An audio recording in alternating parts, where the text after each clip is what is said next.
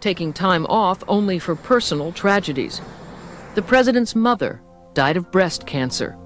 Vince Foster, a close friend of Hillary's from the Rose Law Firm and deputy White House counsel, committed suicide. And the most personal loss, Hillary's father, the man whose tough love had taught Hillary to withstand criticism. But for her family, the constant public criticism was difficult. When my father passed away, I got to spend some very special time with my sister. And for that week, my mother and I had her back. It's very hard sometimes because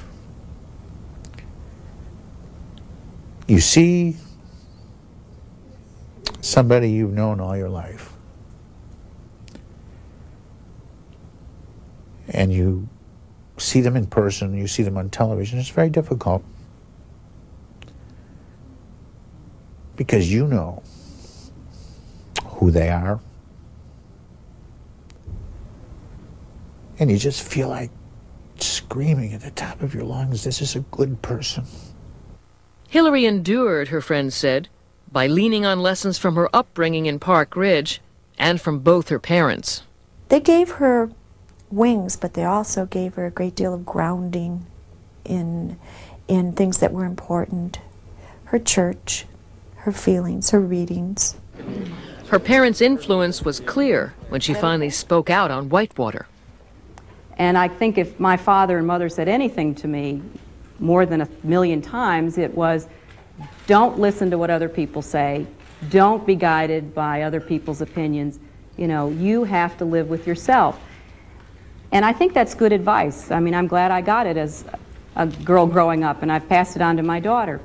But I do think that that advice and my belief in it, combined with my sense of privacy, because I do feel like I've always been a fairly private person leading a public life, led me to perhaps be less understanding than I needed to of both the press and the public's interest as well as right to know things about my husband and me.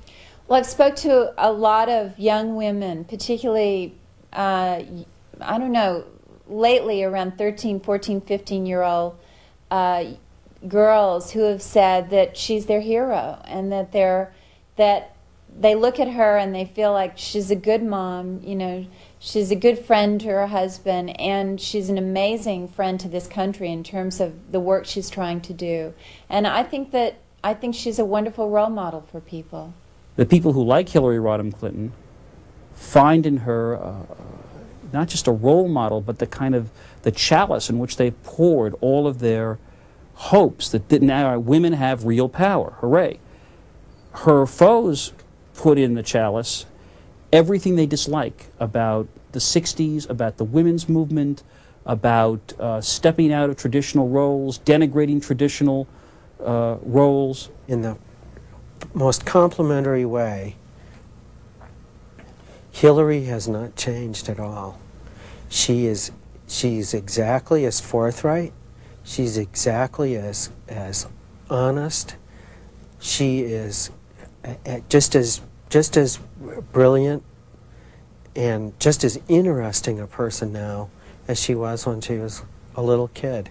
A Goldwater girl from conservative Park Ridge turned feminist, a loyal wife and a shrewd political partner, a protective mother and a successful lawyer. Hillary Rodham Clinton was all of these. In her conspicuous position as First Lady, she embodied the turmoil evoked as women emerged from traditional roles at the end of this century and changed the rules for the next. She followed through on the promise of that student revolution. And the promise was to change the world and make it better. Hence her anti-establishment speech at her commencement. And it was about a new future and about a new world. And she still talks that way. Hold on to your dreams, whatever they are. Take up the challenge of forging an identity that transcends yourself. Transcend yourself and you will find yourself. Care about something that you needn't bother with at all?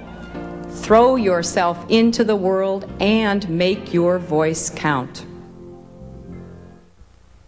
When the Clintons first arrived at the White House, there was a problem. The staff didn't know what to call the president's wife. Should they refer to her as Mrs. Clinton? No, too sexist. Ms. Clinton, too 70s.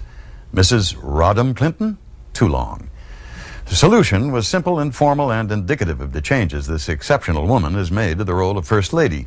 They call her Hillary.